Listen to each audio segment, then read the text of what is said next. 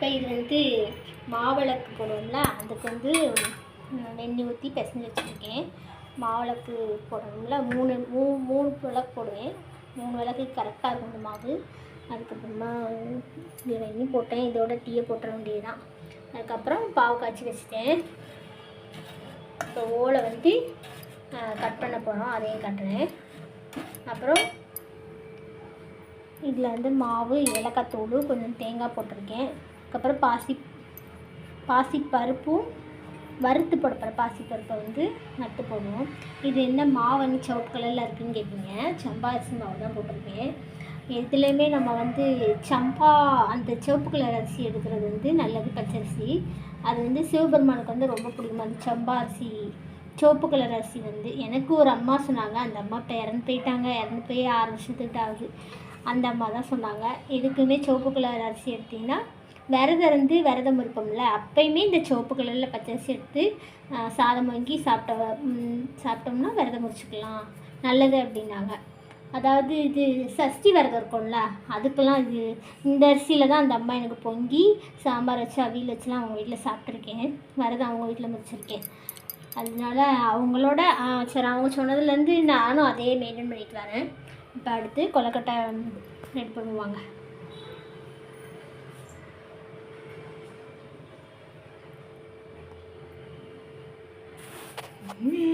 இப்போ வந்து விளக்குக்கு வந்து 3 விளக்கு இருக்குது, பிடிச்சி வச்சுருக்கேன். இப்போ இந்த ஓலை வந்து ஓசியில் வாங்கிட்டு வந்தாச்சு. இல்லை கடையில் 100 ரூபாயாங்க ஓலை.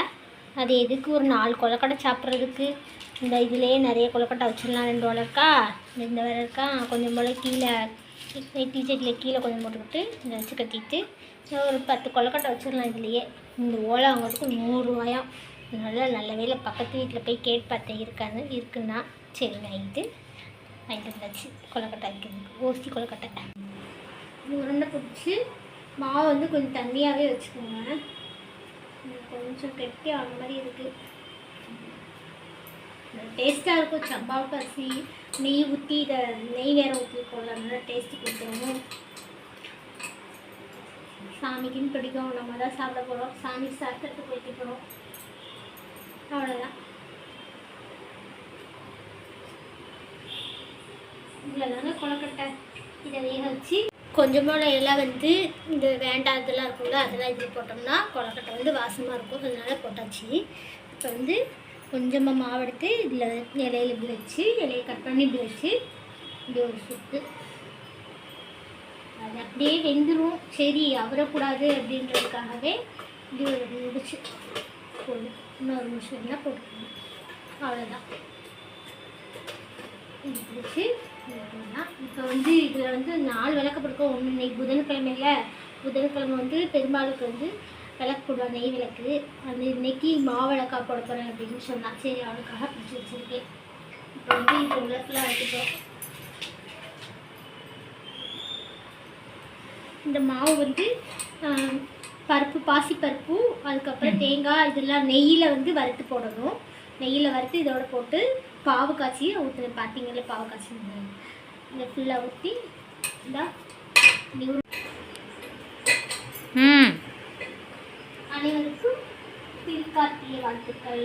ஓகே, அடுத்த வீடியோவில் பார்ப்போம் ஃப்ரெண்ட்ஸ். பாய்.